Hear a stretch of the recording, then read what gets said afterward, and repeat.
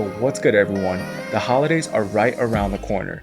But if you're like me, that means you still have not gotten all the gifts yet for your friends and family. Since I'm a photographer, I created this video to help you guys find those last minute gifts for loved ones in your life who are also into photography. Or better yet, you can even buy these gifts for yourself. Treat yourself this holiday season.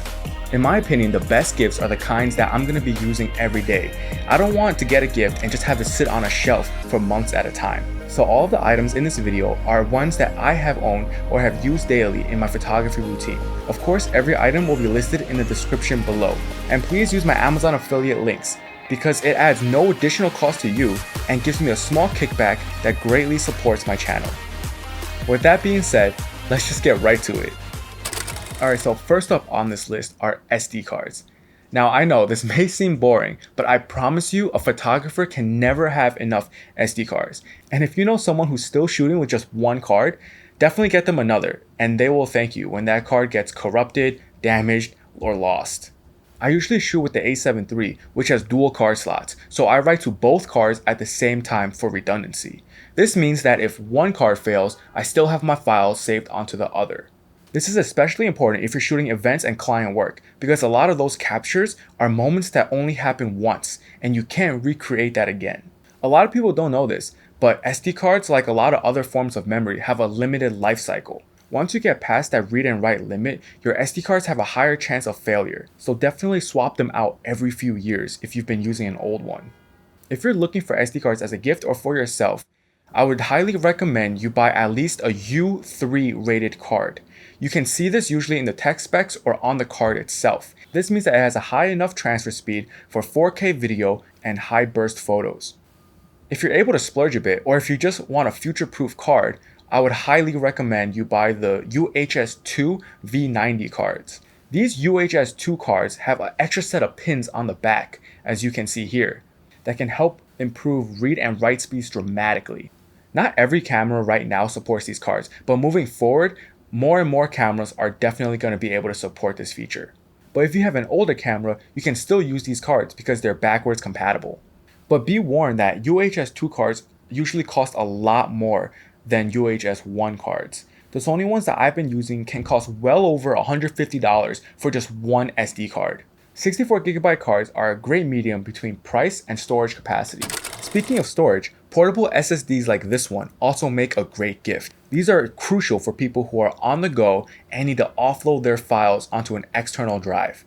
Especially if you're shooting with cameras like the A7R, which can have file sizes of up to 150 megabytes for one photo. Portable SSDs are much better than traditional hard disks because they have no moving parts and are super compact. The one I have is from SanDisk, and it's protected by this rubberized coating that's dust, moisture, and shockproof. So if you know someone who's always traveling and on the go, a gift like this can really make their day because of its ruggedness and peace of mind for their files. Portable SSDs are a bit pricey, but I'm sure you can find a smaller capacity drive within your budget, or even look for traditional portable hard drives with a rubberized protective case. Now, item number 3 on this list has honestly changed the way that I go out and shoot photos. If you know someone who's still using that dinky neck strap that came with the camera, please do me a favor and do them a favor and get them an upgraded strap. I used to only use the strap that came with my camera. I thought, what's the point of buying a new strap if they provide one in the box, right? But the material was super thin, harsh, and scratchy. And even after just 30 minutes of walking around, my neck would hurt from the strain and I would just want to stop taking pictures because it bothered me that much. Then I actually upgraded to a sling strap from Peak Design, like this one, that allows me to distribute the weight off my neck onto my shoulders and torso.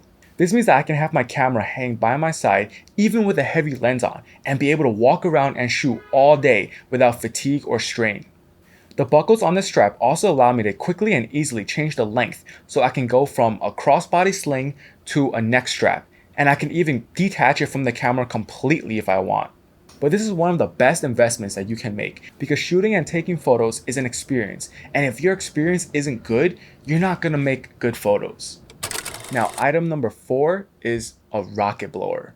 Again, this can seem pretty mundane, but this little guy is always in my kit and I use it every time I go out and shoot. I cringe at the memory of using my sleeve and my shirt to wipe my lenses when they were dusty. If you or someone you know is using this cleaning method, definitely warn them and tell them to stop, because rubbing your shirt on the lens can damage the coating on the front element and can even scratch the glass itself if there's sand or debris on it. That's why the rocket blower is such an important part of my kit. Right before I shoot, I just take this rocket blower out of my bag and blow the dust off my lens. It's also useful when you change lenses often, because a lot of dust can get trapped in the camera itself and land on the sensor. You don't want the dust accumulating on your sensor because it'll show up as dark spots in your photos and ruin the image.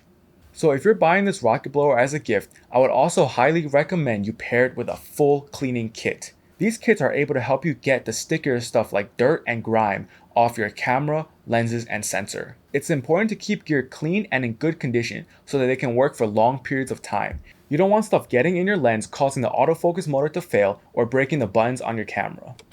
Lastly, it's important to keep gear topped off in the field. The worst thing that can happen is if you're in the middle of a shoot and your battery dies and you have no replacement.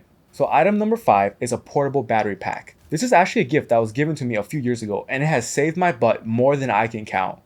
Especially since mirrorless cameras these days are packing so much tech into these tiny bodies, the batteries get depleted pretty quickly.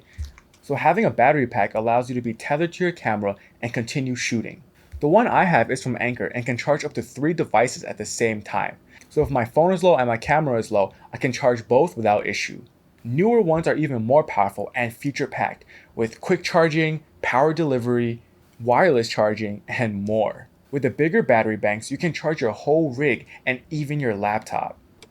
So some of these items can get pretty expensive, but I try to provide a nice range where you can definitely keep it under a budget of $100 or even $50. Like I said before, these are all items that I use and I find valuable to keep in my bag when I'm out shooting. So I'm sure the photographer that you're buying these gifts for will most definitely appreciate it. If you found this video helpful, definitely hit that thumbs up. And if you want to see more photography related videos, hit that subscribe button because it will support my channel a lot. Thanks for watching and have a happy holiday. Peace.